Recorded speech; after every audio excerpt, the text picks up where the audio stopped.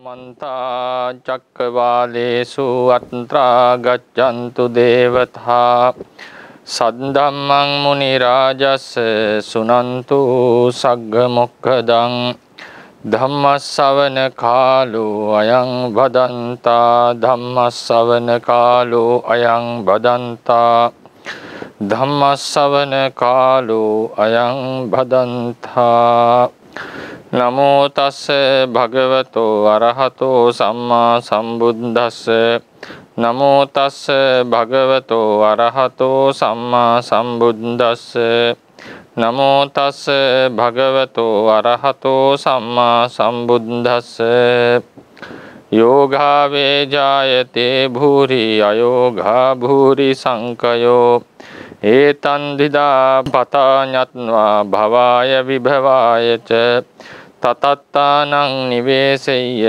यतः भूरि पवड्ढति इति ශ්‍රද්ධාවන්ත පින්වතුනි ශ්‍රද්ධාවන්ත දුවල පුතාලා සියලු දෙනාටම අද දවසේදී විශේෂයෙන්ම අපි සූදානම් වෙන්නේ අපේ ගුරු මහත්මයා සඳහන් කරා වගේ ඉදිරියේදී පැවැත්වෙන උසස් පෙළ විභාගය කඩයින් විභාගයේ ජීවිතයේ විශේෂ අවස්ථාවක් වන විභාගයට මුහුණ දෙන්නට ප්‍රථමයෙන් මේ දවස් කිහිපෙදී කොහොමද අපි ඒකට ධර්මයෙන් යම් පිළිසරණක් උපකාරයක් උපදේශයක් ලබා ගන්න කියන එක.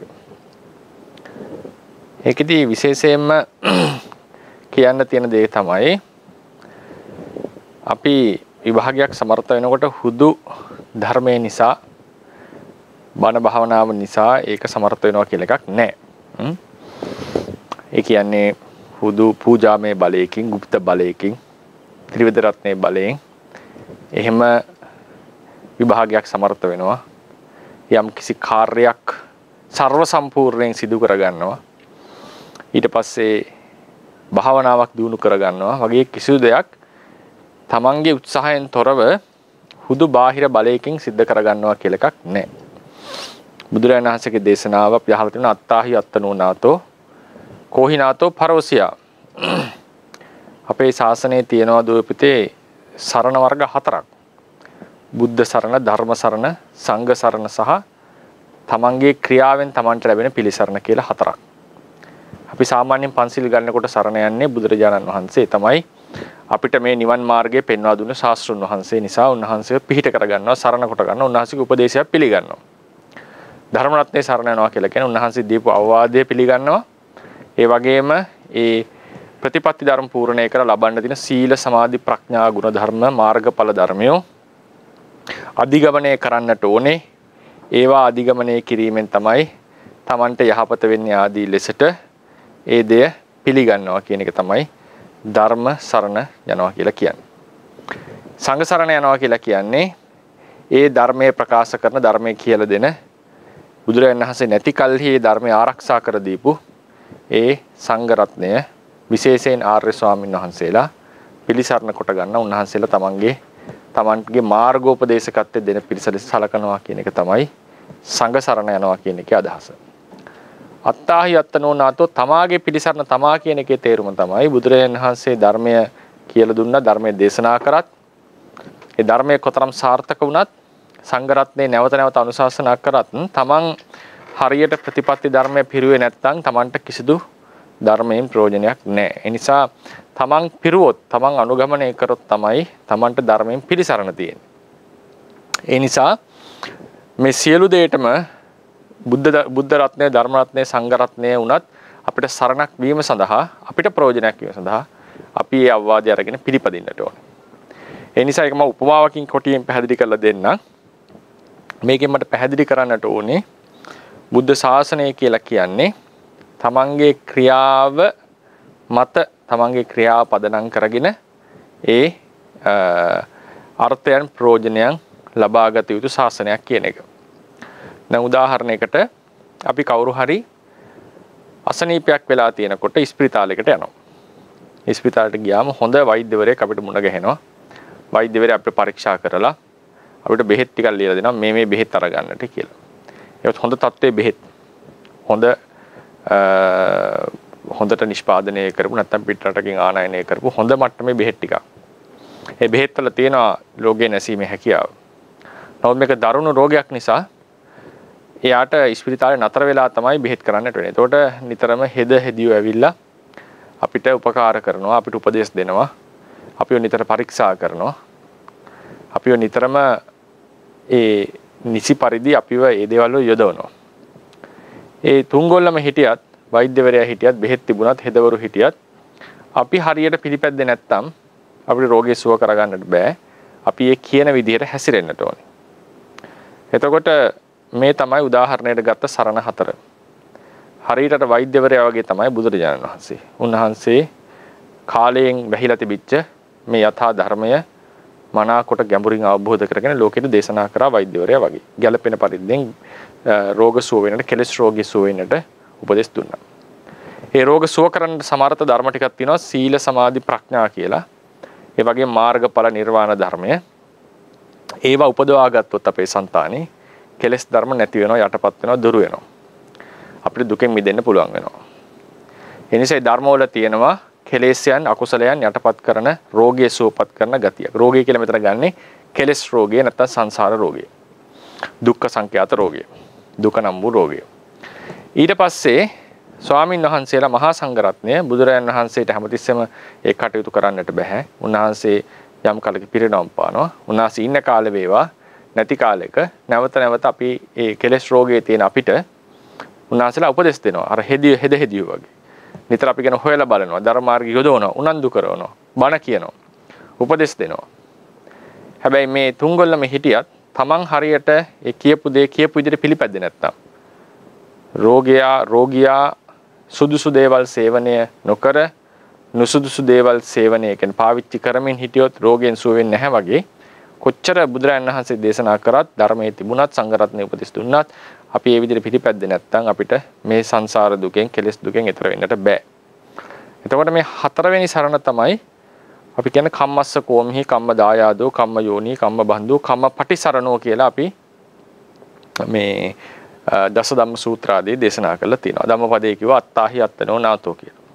ඒකෙන් මම කියන්නට හැදුවේ බුද්ධ ශාසනය කියලා කියන්නේ බුදුරජාණන් වහන්සේ කියන්නේ ශ්‍රේෂ්ඨ ගුණ ඇති උත්තමයෙක්. ධර්ම රත්නය කියන්නේ කෙලෙස් ගිනින් නිවාලන්න සමර්ථ වූ මහා ඖෂධයක්. සංඝ රත්නය කියන්නේ ඒ මාර්ගයේ ගමන් කරමින් අපිට මාර්ගෝපදේශකත්වයේ දෙන උතුම් පුද්ගල කොට්ටාසයක්. නමුත් මේ තුන්ගොල්ලම හිටියත් අපි හරියට පිළිපැද්දේ නැතිනම් අපිට ධර්මයෙන් ප්‍රයෝජනයක් ගන්නට බෑ. ඒ නිසා බුද්ධ ශාසනය හරය වෙන භාවනාව තුළින් නිවන් දකින්න එක පවා කරන්න නැත්නම් තමන් ඒකේ යෙදෙන්නට ඕනේ. තමන් ඒ ප්‍රතිපදාවේ මාර්ගයේ යෙදිය යුතුයි. ඒක තමයි හැම ක්‍රියාවකටම වළංගු වෙන දේ. අපි යම් කිසි ව්‍යාපාරයක් ආරම්භ කරන්න යනවා නම් ව්‍යාපාරය සාර්ථක කරගන්න යනවා නම් අපි ඒ සඳහා උත්සාහවන්තව වීරියවන්තව අනලස්ව කටයුතු කරන්නට ඕනේ. ඒක හුදු බුදුරජාණන් වහන්සේටවත් ධර්ම රත්නයටවත් සංඝ රත්නයටවත් ඒ තියෙන ආනුභාවිකීම සාර්ථක වෙනවා කියලා එකක් නැහැ. ඒක අපි උත්සාහවත් වෙන්නට ඕනේ. අපේ උත්සාහය තියෙන්නට ඕනේ. අපි ඒ සඳහා අදාළ ක්‍රියාමාර්ග ගන්නට ඕනේ. විභාගයක් සමර්ථ වෙනවා කියන එකත් එහෙමයි. අපි අදාළ පාඩම් වලට සහභාගී වෙලා පාඩම් කරලා ඒ ටික හිතේ දරාගෙන තමයි මේකට මුහුණ දෙන්නට ඕනේ. එහෙම නැතුව හුදු බාහිර සරණකින් පිහිටකින් විතරක් ඒක සමර්ථ වෙනවා කියලා එකක් නෑ. මම හිතනවා ඒක හැම දුව පුතාම තේරුම් ගත්ත දෙයක්. ඒ නිසා හොඳට දැන් මේ වෙලාවේ සූදානම් වෙලා ඇති කියලා. එතනදී කරුණු දෙකක් මම මතු කරන්නට කැමතියි. සමහර කෙනෙක්ට සමහර දුවෙක්ට පුතෙක්ට බලාපොරොත්තු වෙච්ච පරිද්දෙම පාඩම් ටික කරගන්නට බැරි වුණා වෙන්නට පුළුවන්. ඒක විය හැකි දෙයක්. අපි හැමෝම මිනිස්සු වශයෙන් යම් අඩුපාඩු වෙනවා වෙන්නට පුළුවන්. හැකියාවන්, ඒ කියන්නේ අපේ යමහර දේවල් වලට අපි කාලේ මිඩංගු කරා, කාලේ නාස්ති කරා. සමහර වෙලාවලට අපිට අසනීපකම් ඇති වුණා. ඉස්කෝලේ පාසලේ බාහිර ක්‍රියාකාරකම් වල යෙදුණා. එනිසා සමහර වෙලාවට අපේක්ෂිත මට මීට වඩා කරගන්න තිබුණා හොඳයි කියන හිතවිල්ලක් එනවා වෙන්න පුළුවන්. ඒක සාමාන්‍ය දෙයක්. තවත් සමහර කෙනෙක් හොඳට සූදානම් වුණත් හිතට බය ගතියක් එනවා වෙන්නට පුළුවන්. මේ දෙකම සාමාන්‍ය මිනිස්සු වශයෙන් ඕන කෙනෙක්ට විය හැකි දෙයක්. දෙමාපියන් වශයෙන් උත් ඒක තේරුම් ගන්නට ඕනේ. ළමයි කියන්නේත් මිනිස්සුયો. ඒක ඒ වගේ දේවල් වෙන්නට පුළුවන්. ඒ නිසා තමයි දැන් සාමාන්‍යයෙන් සම්පූර්ණ කරගන්න බැරි වුණාද අපිට අවස්ථා දෙක තුනක්ම දීලා තියෙන්නේ. විභාගයක් සම්පූර්ණ කරගන්න. ඊළඟ අපි නිතර මතක තියාගන්න ඕන කරුණ තමයි විභාගය කියලා කියන්නේ අපේ දක්ෂතාවයෙන් මනින එක ක්‍රමයක්. ඒකෙන් සියල්ලෙන්ම සියල්ල අපේ චරිතය සාර්ථකත්වය දියුණුව තීරණය කරගන්නවා නෙවෙයි. ඔන්න ඔය කියන කරුණත් හිතේ තියාගන්නට ඕනේ. මේ කරුණු කීපය මත පදනම් වෙලා මම කැමතියි හැම දිනාගේම අවධානය පැතිකඩ කීපයක් සඳහා යොමු කරන්න. පළවෙනි එක තමයි සමහර කෙනෙක්ට අපරාධ මීට වඩා හොඳට කරගන්න තිබුණා කියලා හිත තියන අය ඉන්න පුළුවන්. සමහර කෙනෙක් හොඳට පාඩම් කරලා හිටියත් නිකන් ගැස්මක් තිගැස්මක් බයක් හිතේ තියෙන පුළුවන්. මේ දෙකටම මූලිකම හේතු මේ ක්‍රම දෙකටම. ඇයි අපි පසුතැවෙන්නේ? ඇයි අපි බය වෙන්නේ? පසුතැවෙන්නේ අපරාධේ මේක හොඳට කරගත්තා නම් ඊට වඩා අපේ ලාභයක් වෙනවා, ප්‍රයෝජනයක් වෙනවා කියන සිතවිල්ල. බය වීමත් මට මේක බැරි වුණොත්, අඩුපාසුවක් වුණොත්, අතපසුවීමක් වුණොත්, මට ඒ වෙලාවේ අමතක වුණොත්, විභාගයේ වෙලාවේ ආදී ලෙසට ගැස්මක්. මේ දෙකටම මූලිකම හේතුව තමයි මේ විභාගයේ තියෙන වැදගත්කම. මේ විභාගයේ තියෙන වටිනාකම කියන එක. එතකොට අපි ඉස්සලම තේරුම් ගන්න ඕන කරුණ තමයි දේවල් වටිනවා, දේවල් ප්‍රයෝජනයි, දේවල් ජීවිතේට බලපානවා. නමුත් ඒක කොයි මට්ටමින්ද? කොපමණකින්ද කියලා සත්‍ය වශයෙන්ම එහි තියෙන වැදගත්කම වටිනාකම කියන එක අපි තේරුම් ගන්නට ඕනේ. ඒක පළවෙනි දේ. නැත්නම් සමහරවිට අපි අනවශ්‍ය විදිහට සමහර දේවල් වලට වටිනාකමක් දීලා තියෙනවා. එතකොට අපි මේ උසස් පෙළ විභාගය කියන එක ගත්තම ඒක ඕන කෙනෙක් දන්න දෙයක්. ලංකාවේ ගත්තම ලංකාවේ ඇතුලේ. දැන් පිටරටක් ගත්තොත් ඒත් එක එක විභාග තියෙනවා. ඊට පස්සේ elementary exams කියලා එක එක නමින් ඒ විභාග හඳුන්වනවා. අපේ රටේ ඒක advanced level කියලා හඳුන්වන්නේ. එතකොට මේ විභාගය තමයි සාමාන්‍යයෙන් දරුවෙක් ළමයෙක් කියන තැනින් එළියට යන තැන. ඒ කියන්නේ එතෙන් පටන් සාමාන්‍යයෙන් රටේ වැඩිහිටියෙක් ලෙස හඳුන්වනවා විභාගයෙන් පස්සේ. ඉතින් පස්සේ ඔහු තමන්ගේ රැකියාවක් විශ්වවිද්‍යාලයට ගියත්, රැකියාවක් හොයාගත්තත්, මොන අංශේ ගියත් තමන්ගේ වගකීම තමන් බාර ගන්නවා කියන තැනක් එනවා මේ විභාගයෙන් පස්සේ. ඒ නිසා තමයි ඒකට ලොකු තැනක් දීලා තියෙන දෙමව්පියෝ පවා ඒකට ලොකුට උනන්දු කරවන අපේ ජීවිතේ ලොකු දිශාන්තියක් තීරණය කරන දවසක්. හැබැයි අපි හොඳට හිතේ මතක තියාගන්න ඕන කරුණක් තමයි අපි ටිකක් අපේ හිත මේ අවස්ථාවේදී පුළුල් කරන්නට ඕනේ. ඒ ගැන ගැඹුරින් විමසන්නට ඕනේ. මේ ගැන ඒ කියන්නේ ගොඩාක් ගැඹුරින් විමසන්න වෙලාවක් නැති වෙන්න පුළුවන්. නමුත් යම් අවබෝධයක් ඇති කරගන්නට ඕනේ. මේ විභාගය කියලා කියන්නේ ජීවිතේ විශේෂ සම්දිස්ථානයක් වුණාට ඒක නෙවෙයි එකම සම්දිස්ථානය. ඒක නෙවෙයි ජීවිතේ සියල්ල තීරණය කරන තැන. හොඳට මතක තියාගන්නට ඕනේ. එහෙම කඩාගෙන ගියොත් එහෙම අපි පාසලකට ඇතුළත් වෙච්ච අවස්ථාව කියන එකත් අපේ ජීවිතයේ දිශානතිය ගොඩාක් වෙනස් කරන අවස්ථාවක්. සමහරලාට ඒ පාසලේ තියෙන ඉගැන්වීමේ හොඳ නරකකම අඩු වැඩිකම උඩ සමහරලාට අපේ ජීවිතය සම්පූර්ණයෙන් වෙනස් වෙනවා වෙන්න පුළුවන්. අපි ඒක ගැන වැඩි හිතනවා අඩුයි. දෙමාපියෝ එක සාමාන්‍යයෙන් හිතනවා. ඒ නිසා හොඳම පාසලකට දාන්න වෙහෙසෙනවා. ඊට පස්සේ අපේ ජීවිතයේ දිශානතිය වෙනස් කරන තව විශේෂ සම්දිස්ථානයක් තමයි අපි අසුරු කරන යාළුවෝ කියන එක. ඒක අපි එච්චර ලොකුවට සැලකුවේ නැති වුණාට බුද්ධ ආදී මහෝත්තමයෝ ඥානවන්ත පුද්ගලයෝ දකිනවා. පුද්ගලයෙක්ගේ ජීවිතේ සම්පූර්ණයෙන් උඩු යටිකොර කරන්නට පුළුවන් මිත්‍රයෝ ඇසුර කියන එක. ඒක ඔය පුතාලා දුවලත් පාසල් වල දැකලා ඇති. ඔබලගේ ජීවිතවලටත් යම් ප්‍රමාණවලට ඒක බලපාලා ඇති. ඒක හොඳට කල්පනා කරන්න යාළුවෝ මිත්‍රයෝ නිසා අපි හුරු කරගත්ත වැරදි දේවල් සහ හොඳ දේවල් කියන දෙකම අපේ ජීවිතවලට තියෙනවා. තමන් නිසා අන් අයට වෙච්ච හානි සහ යහපත කියලා දෙයක් තියෙනවා. ඒක ලොකු දිශානති වෙනස් කරන තැන. ඊට පස්සේ තව එකක් තමයි ඒක අපේ වසඟයෙන් තොරයි අපේ දෙමව්පියන්ගේ චර්යා රටාව කියන එක. අපේ ජීවිතේට ලොකුවට බලපාන දෙයක්. ඊළඟට අපේ ජීවිතේ තීරණය කරන තව විශේෂ සම්දිස්ථානයක් තමයි ඒ පාසල් ජීවිතේ අපි ඒ අවස්ථාවලදී ගත්ත තීරණ සමහරවිට අපේ ජීවිතේ ලොකුවට බලපාලා තියෙනවා. අධ්‍යාපනයේදී පන්තියකට සහභාගී වුණාද, පන්තියක් කට් කරාද, හොඳට පාඩම් කරාද නැද්ද කියන එක සහ ඒකේ තියෙන ලොකුම සම්දිස්ථානයක් විභාගය කියන එක. සාමාන්‍ය පෙළ උසස් පෙළ කියන විභාග දෙක. ඊට පස්සේ ඔබගේ ජීවිතේ තවත් විශේෂ දිශානතියක් වෙන් කරන තැනක් වෙනවා ඔබ තෝරගෙන රැකියාව. අපි සමහරලාට බලාපොරොත්තුවක් තියාගෙන ගියාට පස්සේ කාලයක් යද්දී අපිට තේරෙනවා ඒ රැකියාව නිසා තමන්ගේ ජීවිතේ වෙච්ච වෙනස. ආදායම් මාර්ග වශයෙන් වෙන්න පුළුවන්, මානසික මට්ටම් වශයෙන් වෙන්න පුළුවන්. ඊළඟට තමන් විවාහයක් කර ගැනීම, තමන් සහකරුවව සහකාරිය තෝරා ගැනීම. මේ ආදිරිස බැලුවම ජීවිතේ දිශාව වෙනස් කරන තැන් බොහොමයක් තියෙනවා. වැඩිහිටියෙක් වෙලා ඇසුරු ලබන ඇසුර, තමන් ඇසුරු කරන පිරිස, ඒ රැකියාවක වෙන්නට පුළුවන්, ඒ ජීවිතයේ දිනදා සමාජයට තමන් ඇසුරට වැටෙන පිරිස කියන එකත් ලොකුවට වෙනස් කරනවා තමන්ගේ ජීවිතය. සමහර ස්වාමීන් වහන්සේලා මුණ ගැහි මිස සම්පූර්ණ ජීවිතේ පරිවර්තනය වෙච්ච මිනිස්සු ඉන්නවා. සමහර නරක මිතුරන් නිසා ජීවිතේ සම්පූර්ණ අනිත් පැත්තට ගිහිලා වැරදි වැඩවලට යොමු වෙච්ච අය ඉන්නවා. ඒ විදිහට ගත්තම මේ ජීවිත සම්දිස්ථානය, ජීවිතයේ දිශාන්ති වෙනස් කරන සම්දිස්ථානය එමටයි මේ අපේ ජීවිතේ ගත. මේක දුවේ පුතේ බුද්ධ ආදී මහෝත්තමයෝ සලකන විදිහට සංසාර වශයෙන් බලන්නට පුළුවන්. සාංශාරික වශයෙන්. කියන්නේ සමහර කතා ප්‍රවෘත්ති මම මේක අදහස් කරන්නේ ඔබගේ දර්ශනය ටිකක් පුළුල් කරගන්නට ඕනේ මේක සම්බන්ධයෙන්. එතකොට අපි ඇත්තටම මේ දෙයට දෙන සැබෑ වටිනාකම මොකද්ද, දිය යුතු සැබෑ වටිනාකම කියන එක තේරෙන්න පටන් ගන්නවා අපිට. ඊට පස්සේ සාංශාරික වශයෙන් බැලුවම සමහරුන්ගේ සංසාර ගමන වෙනස් වෙච්ච සම්දිස්ථාන තියෙනවා අපේ බෞද්ධ ධර්මයේ හැටියට. එක වෙලාවක එක වැද්දෙක් සිද්ධාර්ථ කියන බුදුරජාණන් වහන්සේගේ සමයේදී වැදි කමට නැත්තම් සත්තු මරන්න යනකොට බුදුරජාණන් වහන්සේ මොකද කරන්නේ, මේ වැද්දාගේ උපනිශ්‍රේ දැකලා එයාගේ තිබිච්ච පොටෙන්ෂල් එකේ නැත්තම් එයාට තිබිච්ච අභ්‍යන්තරයේ තිබිච්ච සැඟවිච්ච ගුණධර්ම ටික තේරුම් අරගෙන මොකද කරන්නේ, සිවුර ගහක වනලා උන්වහන්සේ කුටිය ඇතුළට යනවා. මේ වැද්දා දැනගන්නවා බුදුරජාණන් වහන්සේ මෙතන වැඩ ඉන්නවා කියලා. ලෝකෙ ප්‍රකටයි. එතකොට උන්වහන්සේ මේ වගේ උත්තමයෙක්ගේ සිවුරත් වන්දනාවට පූජනාවට සුදුසුයි කියලා ආයුධික පැත්තකින් තියලා ඒ සිවුරට පසඟ පිහිටවලා ගෞරවයෙන් වන්දනා කරලා ටික අරන් යනවා. ඒ කුසලය සුළුපටු එකක් නෙමෙයි. මොකද තුල්ලෝකාග්‍ර වූ පුද්ගලයාගේ පරිභෝග වස්තුවකට වන්දනා කරේ උන්වහන්සේ කියන සිහි කරලා.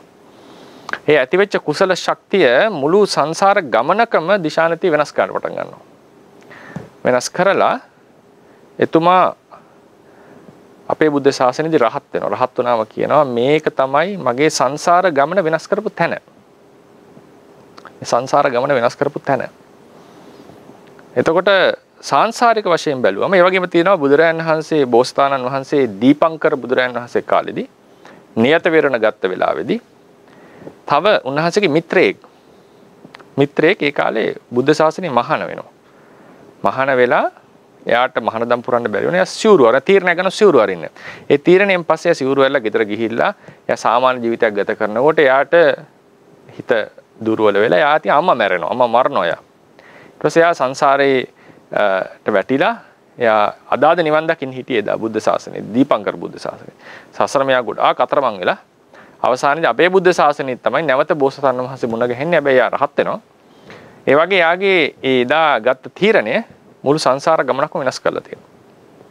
ඒ විදිහට බැලුවම සාංශාරික වශයෙන්ුත් අපේ දිශානතිය වෙනස් කරන සම්දිස්ථාන කියලා තියෙනවා. ඒ නිසා අපි මතක තියාගන්නට ඕනේ මේක මේ ලොකු ගමනක ලොකු කතාවක්.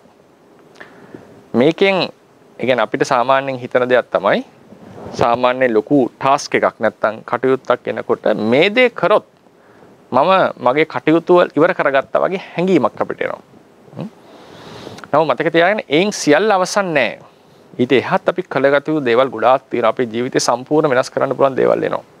ඒ නිසා මේක මේ ජීවිතය කියලා කියන්නේ අපි හරි මාවතට නිතරම ගන්නට උත්සාහත් වෙන දෙයක්. අපි හරි මාවතට නිතරම ජීවිතේ ගන්නට ඕන. ඒතර මේ හැම කඩයිමක්ම අපි තාම සාර්ථක ලෙස සිද්ධ කරගන්නවා කියන දෙයක් ලෝකේ නැහැ. එහෙම දෙයක් ලෝකේ නැහැ. අපිට මේ කඩයිම බැරි වුණොත් ඊළඟ කඩයිමෙන් අපි හරි දෙයක් කරගන්නවා. ඊට පස්සේ කඩයිමෙන්. ඒ වගේ අපේ තියෙන්නට ඕනේ පොසිටිව් ඇටිටියුඩ් එකක්. මම උපරිමයෙන් කරන්න පුළුවන් උපරිමයෙන් මේ දේ සිද්ධ කරනවා. නමුත් මෙහි තියෙනවා නැවත අවස්ථාවක් Tamanට හිමි වෙනවා කියන එක, Tamanට නැවත හරිගස්ස ගන්න අවස්ථාව හිමි වෙනවා කියන එක Taman නිතරම සිතේ තබා ගන්න ඕනේ. ඒක පළවෙනිම කරුණ. ඒකෙන් මම බලාපොරොත්තු වෙන්නේ කියන්නේ මේ උසස් පෙළ විභාගය කියන්නේ ඔබේ ජීවිතේ සියල්ල තීරණය කරන තැන නෙවෙයි. ඒක ලොකු බලපෑමක් කරන බව ඇත්ත. නමුත් මේක සමර්ථ වෙලත් ජීවිතය අසාර්ථක විවාහ කරගෙන අසාර්ථක වෙච්ච මිනිස්සු ඉන්නවා. මේක සාර්ථක වෙලත් රැකියාව තුලින් අසාර්ථක වෙච්ච අය ලෝකේ ඉන්නවා. පාප මිත්‍ර ආශ්‍රය නිසා, කෙලෙස් නිසා අසාර්ථක වෙච්ච මිනිස්සු ඉන්නවා. තමන්ව පාලනය කරගන්න දන්නේ නැති නිසා අසාර්ථක වෙච්ච මිනිස්සු ඉන්නවා. ඒ වගේම මේක සාර්ථකව සිද්ධ නොකර ජීවිතේ සාර්ථක වෙච්ච මිනිස්සු ඉන්නවා. ඒ වගේම මේක සාර්ථක කරගෙන සාර්ථක වෙච්ච අය තියෙනවා, අසාර්ථක වෙලා අසාර්ථක වෙච්ච අය තියෙනවා. ඔක්කොම ගොල්ලෝ මේකේ ඉන්නවා. වැඩිපුරම මේ විභාගේ සාර්ථක වුණාම සාර්ථක වෙච්ච මිනිස්සු වැඩි. ඒක තමයි පිළිගන්නට ඕන. ඒ නිසා මේක වැදගත් සම්දිස්ථානයක්. නම මතක තියාගන්න ඕනේ දෙයක් මේක නෙවෙයි එකම තැන කියන එක. ඒක අපි හිතට යම් ප්‍රමාණයකට තේරුම් ගන්නට ඕනේ. ඒ නිසා මේ අවස්ථාවේදී මේ ජීවිතේ සම්පූර්ණයෙන් තීරණය වෙන තැන කියලා ඔබ හිතුවට එහෙම එකක් නැහැ ලෝකේ. එහෙම ජීවිතේ සම්පූර්ණයෙන්ම තීරණය වෙන කැන කියලා එකක් අපේ සංසාර ගමනේ නැහැ. අපිට ඕන තරම් අවස්ථා තියෙනවා අපේ ජීවිතය හරි පැත්තට සාර්ථකත්වයට යොමු කර ගැනීම සඳහා. ඔය දුවල පුතාලා දැකලා ඇති අර මිනිස්සෙක් ඉන්නවා අතපය සියල්ලම නැති කෙනෙක් ඉපදිලා. මට ඒක නම් මතක නෑ. යා ලෝකේ තාම ධනවත් පුද්ගලයෙක් බවට පත් වෙනවා. සතුටින් ඉන්න මිනිස්සෙක් බවට පත් වෙනවා. මොකද එයා ඒක තුලින් එයා සාර්ථකත්වයට කරා ගිහිලා තියෙනවා. ඉතින් ඒ නිසා මේ පැමිණෙන විභාගය සමහරලාට අපි යම් ප්‍රමාණ බලාපොරොත්තු වූ පරිදි අසාර්ථක වුණා. සාර්ථක වුණේ නැතත් අපිට සාර්ථක වීමේ ඉඩ ජීවිතේ සම්පූර්ණයෙන් මගහැරෙනව නෙවෙයි. ඒ නිසා අපි ඉතලම් මේක මේ විදිහට තේරුම් ගන්නකොට අපේ හිත සැහැල්ලු කරගන්නට පුළුවන් වෙනවා. ඒ නිසා කරන්නට මේක ජීවිතේ එක්තරා කඩයිමක් පමණයි. මේක සියල්ලෙන් සියල්ල තීරණය කරන තරම්. ඒක දෙමාපියොත් විශේෂයෙන් මතක තියාගන්නට ඕනේ. එතකොට අපේ හිත අපි මේකට මුහුණ දෙන්නේ යම් සැහැල්ලු මනසකින්. මේක නිසා අර කලින් දෙගොල්ලන්ටම ලොකු බලපෑමක් වෙනවා. මේ මනස මේ தত্ত্বය මම කියනකොට සමහරලාට සමහරුන්ට ඒක එකපාර තේරුම් ගන්න බැරි වෙන්න පුළුවන්, දරන්න බැරි වෙන්න පුළුවන්. මොකද ඒ තරම් අපි මනස ඒ විදිහට ෆීඩ් කරලා තියෙනවා නම් මේක තමයි ජීවිතේ වැදගත්ම තැනක් කියලා වගේ ෆීඩ් වෙලා තියෙනවා නම් මේ කියන එක එකපාර ඔළුවට යන්න නැතෙන්න පුළුවන්. සමහරවිට මේක පරක් වෙන්න පුළුවන්. කමක් නැහැ. ඒ මේ අදහස අපි දීලා තියෙන්නට ඕනේ. මේක ජීවිතේ එකම තැන නෙවෙයි. එතකොට ඒකෙන් අපි ගම්ම කරගන්න දේ තමයි කවුරු හරි විභාගයට අනවශ්‍ය බයක් ඇති කරගෙන තියෙනවා නම් ඒක අනවශ්‍ය බයක්. ඒක පළවෙනි තැන. කවුරු හරි හිතනවා නම් අයියෝ මට මීට වඩා කරගන්නට තිබුණා කියලා තිබුණා වෙන්නට පුළුවන්. නමුත් ඒ සිතවිල්ල දැනට අදාළ වෙන්නේ නැහැ. මොකද හේතුව ඔබට ඕනනම් තව අවස්ථාවක් තියෙනවා. තව අවස්ථාවක් තියෙනවා.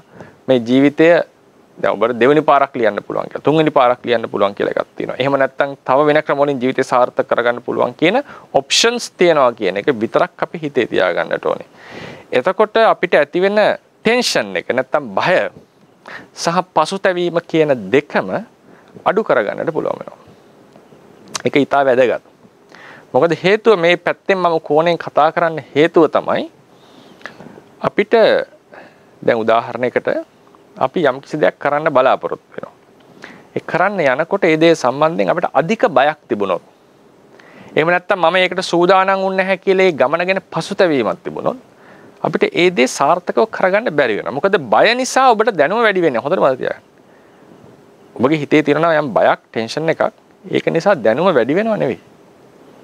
ඔබ පසුතැවුණා, දුක් වුණා කියන එකෙන් ඔබට ආයු දැනුමක් එකතු වුණා නෙවෙයි. මේ දෙකෙන්ම ඔබට එහෙම ලොකු වෙනසක් ඔබේ ජීවිතේ සිද්ධ වෙන්නේ නැහැ. වෙන්නේ එක දෙයයි, බය වුණාම අර අපි කියන කොරස් මොකද්ද මේ කොරස් කටෙත් අත දාන්න බෑ කියලා කියනවා. ඒ කියන්නේ කොරහෙත් අත දාන්න බැරි වෙනවා කලබල වුණාම කියලා කියනවා. ඒතර බැරි වුණාම හැකියාව තියෙන එකත් දුර්වලවීමක් සිද්ධ වෙන්නේ. පසුතැවුනම දුක් වුණාම තියෙන තත්ත්වෙන් පහත වැටීමක් සිද්ධ වෙන්නේ. ඒ නිසා ඔය anxiety කියන සහ regret අපි ඉංග්‍රීසියෙන් කියනවා. anxiety regret ටිකක් එන දෙයට කලබල වීම, චකිතයකටපත් වීම සහ පසුතැවීම කියන අංග දෙකම ඔබ යම් සූදානමක් වුණා නම් යම් මට්ටමේ සූදානම් වෙලා තියෙනවා නම් ඒ දෙකම දුර්වල කරන ගති දෙකක්. අපිට පුළුවන් ඒ විභාගයට නැත්නම් ඒ කෘත්‍යෙටම සහභාගී වෙන්නට යම් දැනුමක් තියාගත්ත කෙනෙක්. හොඳට බලන්න A සහ B කියලා හිතන්න. A B දෙන්නම හොඳට විභාගයට සූදානම් වුණා. හැබැයි A ටිකක් කලබලයි. එයාට බයයි, තිගැස්මක් තියෙනවා. B කියන කෙනා ඒ තිගැස්ම නැහැ. එයා කියනවා නෑ මමත් එකම විදිහට පාඩම් කරලා තියෙනවා. නමුත් මම මේක සාමාන්‍ය විදිහට මම ලියනවා. මොකද මට මේක ජීවිතේ එකම දේ නෙවෙයි. මේකත් එක්තරා කඩේ මේක සාර්ථක වුණොත් මම මේ දේවල් කරගන්න. එහෙම නැත්නම් මේ දේවල් කරගන්නවා කියලා එයාට ඔප්ෂන්ස් තියෙනවා ජීවිතේ. එහෙම වුණාම දැන් බලන්න මේ දෙන්න අතරින් ඔබ කොහොමද හිතන්නේ හොඳටම මේකට සැහැල්ලුවෙන් මුහුණ දෙන්නේ කවුද කියලා අහුවොත් මම දන්න ක්‍රමයේ හැටියට B කියන කෙනාගේ සාර්ථකත්වය වැඩි. ඒක සාමාන්‍යයෙන් මනෝවිද්‍යාත්මක පරිශන වලින් පවපු කරපු දෙයක්. ඇන්සයිටි නැති කලෙහි ඔබ කරන දේව සාර්ථකව කරනවා. ඒ වගේම බා C සහ D කියලා දෙන්නෙක් ඉන්නවා. C කියන කෙනයි D කියන කෙනාට හොඳටම සූදානම් වෙන්න බැරි වුණා. මොකද දැන් හොඳටම සූදානම් වෙන්න බැරි වුණා මේ දවස් දෙකෙන් සූදානම් වෙනවා කියලා එකක් නැහැනේ. ඒක හොඳට තේරුම් ගන්න. ඒක උසස් පෙළ කියලා කියන අවුරුදු දෙකක වැඩසටහනක්. ඒ අවුරුදු දෙකකම එකතු වෙච්ච දැනුමකින් මේක ලියන්න ඕනේ. මේ එක දවසෙන් ඒ දැනුම ගන්නවා කියලා එකක් නැහැ. ඒක මම හිතන්නේ උසස් පෙළ ලියපු ඕන කෙනෙක් දන්න දෙයක්. ඒකෝට දැන් උදාහරණයකට එකපාරක් බුදුරජාණන් වහන්සේ ළඟට කර ස්වාමීන් වහන්සේ කෙනෙක් හිටියා බුදුරජාණන් වහන්සේ අසුරු කරගෙන. තව ස්වාමීන් වහන්සේලා පිරිසක් මේ ගිහිල්ලා මේ කැලේට ගිහිල්ලා හොඳට මහන්සි වෙලා භාවනා කරලා රහත් වෙලා උන්වහන්සේ ගාවට එනවා. ඇවිල්ලා බුදුරජාණන් වහන්සේට කියනවා තමන්ගේ රහත්භාවය ප්‍රකාශ කර සිටිනවා. ඒ වෙලාවේදී මේ ස්වාමීන් වහන්සේ බලන් ඉන්නවා මගෙත් එක්ක වැඩි බුදුරජාණන්සේ කතා කරන්නේවත් නැහැ. මේ පිරිස එක්ක බොහොම සතුටින් කතා කරලා උන්වහන්සේලා විසුරුලා හැර උන්වහන්සේලාගේ රහත්භාවයත් පිළි අරගෙන උන්වහන්සේලා ප්‍රශංසා කරලා පිටත් කර හැරියා. ඒකට කල්පනා වුණා එහෙනම් මේ කට්ටිය ඉක්මනට රහත් වුණා. මේ කට්ටිය හොඳට රහත් වුණා. මට ඒ ගුණේ නැති නිසානේ මාව විතර ප්‍රශංසාවට ලක්වන්නේ නැත්තේ. ඒ නිසා මම ඉක්මනටම රහත් වෙන්න ඕනේ කියලා මොකද කරේ රෑ එළි වෙනකන් සක්මන් කරා. අන්තිමට නිදිමත ඇවිල්ලා වැටිලා කකුලත් කැඩිලා සක්මනේ ඒක සක්මන් කරගෙන ඇවිද භාවනා කරලා කකුලත් කැඩිලා ලොකු කකරතැබ්බයකට පත් වෙනවා. බුදුරජාණන් වහන්සේ කියන්න පටන් ගත්තා. ඒක ආරංචි වුණාම මේ කෙනා මේ අවුරුදු ගාණක් කරන්න ඕනේ වැඩේ මේ එකරයින් කරන්න උත්සාහවත් වුණානේ. ඉතින් මේක මොන මෝඩකමක්ද කියලා එයාට දොස් තියෙනවා. ගාතාවක් තියෙනවා. උට්ටාන කාලම්මි අනුට්ටහනෝ යුවා බලෝ ආලසියන් උපේතෝ කියලා උත්සාහ කරන්න ඕන වෙලාවේ උත්සාහ නොකර අන්තිමට උත්සාහ කරා කියලා එහෙම ලොකු සාර්ථකත්වයක් එන්නේ නැහැ. ලොකු අකරතැබ්බයකට පත් වෙන එක විතරයි වෙන්නේ. එතකොට අපි දන්නවා දැනගන්න ඕනේ මේක දවස් දෙකෙන් තුනෙන් මේක ආය අමුතුවෙන් ලොකු යම් ප්‍රමාණයක් අපි දැනුම එකතු කරගත්ත වෙන්න පුළුවන් අන්තිම දවස් ටිකේ පාඩම් කරලා ඒකත් වැදගත්. නමුත් ලොකු වෙනසක් අපිට කරනවා කියන එක එහෙම කරන්න අමාරු දෙයක් මේ විභාගය කියන එක. එතකොට දැන් C සහ D කියන දෙන්නම සූදානම් වුණේ හරියට යම් ප්‍රමාණයකට සූදානම් වුණා. නමුත් ඒ දෙන්නට තියෙනවා මීට වඩා හොඳට සූදානම් වෙන්න තිබුණා මට කියලා. එතකොට ඒ දෙන්නගේ එක්කෙනෙක් C පසුතැවෙනවා අයියෝ මට කරගන්න බැරුණා කියලා. D කියන එක නෑ ඒක වුණා. මේ කටයුතු නිසා මේක දේ වුණා. මම මේ පාර මේක පුළුවන් විදිහට උත්සාහත් වෙලා මම ලියනවා කියන හිතෙන් එයා නැත්තම් තව පාරක් වෙනවා. නැත්තම් එහෙම බැරුණොත් මම මේ ඔප්ෂන්ස් වලට යනවා කියලා එයාගේ හිත සැහැල්ලු කරගන්නවා එයා. එතකොට මේ දෙන්න අරයා පසුතැවිතවි ඉන්නවා අරයා සැහැල්ලුවෙන් ලියනවා මේ දෙන්නගෙන මතක තියාගන්න ඒ දෙන්න අතර සාර්ථක වෙන්නේ වැඩි වෙන්නේ D කියන කෙනා. A සහ B C සහ D ට වඩා කොහොමත් සාර්ථක වෙයි මොකද ඒ දෙන සූදානම් වෙච්ච නිසා බය තිබුණත් ඒ සූදානම් වෙලා තිබුණා හොඳට. ඒ නිසා ඒ කට්ටියගේ හැකියාව වැඩි. මොකද දැනුම කියන එක ගන්න බෑ හිත සැහැල්ලු වුණා කියලා. ඒකට පාඩම් කරලා තියෙන්නට ඕනේ. ඒකට වෙන ක්‍රමයක් නැහැ. ඒකට වෙන গুপ্ত ක්‍රම භාවනා කරා කියලා ලැබෙන දෙයක් නැහැ. ඒක පාඩම් කරලම තියෙන්නට ඕනේ. ඒකම මුලින්ම පටන් ගත්තේ ඒ කළ යුතු දේ කිරීමෙන්ම තමයි විභාගයක් සමර්ථ වෙන්නේ. කළ යුතු දේ කිරීමෙන්ම තමයි ව්‍යාපාරයක් සමර්ථ වෙන්නේ. ඒ දේ කරන්නට ඕනේ. නමුත් ඒ දේ අඩුවෙන් කරලා වුණත් අඩුවෙන් කරපු කෙනෙක් කොහොමද ඒකට ඒ තියෙන හැකියාවෙන් තියෙන තත්ත්වයේ මුහුණ දෙන්නේ කියන එක වැදගත් වෙනවා.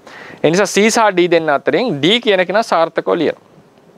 A සහ B දෙන්න අතරින් B සාර්ථක වෙනවා. මොකද හේතුව A සහ Cට Aට තිබුණ ඇන්සයිටිය Cට තිබුණ රිග්‍රෙට් කියන එක. කලබල අර චකිතය සහ පසුතැවීම. B සහ D කියන දෙන්න. ඒ තියෙන කැපැසිටියෙන් උපරිම ප්‍රයෝජන ගන්නවා. ඒ නිසා අපි මේකෙදී බලන්නට ඕනේ මේ සාර්ථකත්වයේ එන්නේ මේ අනවශ්‍ය බයවීම සහ පසුතැවීම කියන අංග දෙක අපේ සිතෙන් ඉවත් වුණාම අපිට අපි කියනවා එෆිකසිය වැඩි කියලා. අපේ තියෙන කාර්යක්ෂම භාවය වැඩි වෙනවා. කාර්යක්ෂම භාවය අඩු කරන එක තමයි දුවේ පුතේ කෙලස් කියලා කියන්නේ. අපිට ගොඩාක් පාඩම් කරපු දෙයක් අතිශය රාගික දෙයකට අපි යමු වුණා. සාමාන්‍යයෙන් ওই වයසේදී ළමයි යමු වෙනවා. ඒක සාමාන්‍ය සිද්ධියක්. ඒ රාගික දෙයට යමු නම් බද මතක තියාගන්න. ඔකට අත්දැකීමක් ඇති. අපිට මේ පාඩම් කරපු දේවල් අමතක වීමේ සම්භාවිතාව වැඩි. ඒක තමයි හැටි. අපි ද්වේෂයට බර වුණොත් ඒ කියන්නේ උදාහරණයකට ගහ ගන්නට ඉස්කෝලේ රණ්ඩු සරුවල් වෙන්නට ගියොත් එහෙම ඒකිනුත් අර මතක තියපු දේවල් අඩු වෙන අමතක වෙන ගතිය වැඩි. අනවශ්‍ය ලෙස නින්දට, අධික ලෙස නින්දටපත් වුණොත්, කලබල වුණොත්, පසුතැවීමක් ආව, හිත එකඟ කරගන්න බැරි වුණොත්, මේ අපේ තිබිච්ච පාඩම් කරපු දේවල් මතුවෙන ගතිය එන්න දුර්වල වෙනවා. ඒක සංගාරව කියන සූත්‍රයේදී බුදුරජාණන් වහන්සේ පැහැදිලි කරලා දුන්න එක. බ්‍රාහ්මණ තුමෙක් ඇවිල්ලා කිව්වා, ස්වාමීනි මම ඉස්සර ගොඩාක් කටපාඩම් කරා බ්‍රාහ්මණ මන්ත්‍ර වේදේ තියෙන. නමුත් දැන් මට ඒවා මතුවෙන්නේ නැහැ. ඒවා එන්නේ නැහැ එළියට. මට ඒවා මතක, සමහර ඒවා මතකයි, සමහර ඒවා මතක නැහැ.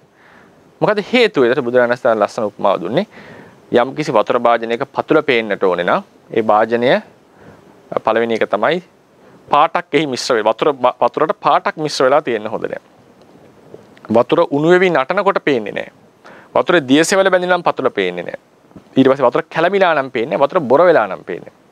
උනස් දුන්නේ පංච නීවරණ වල උපමාව. කාට හරි හිතේ රාගය, කාමච්ඡන්දේ ප්‍රබල නම්, රාගයේ ප්‍රබල නම් උකට මතක තියාගැනීමේ හැකියාව අඩුයි. හරියට වතුරට දිය පාටක් මිශ්‍ර වුණා වගේ.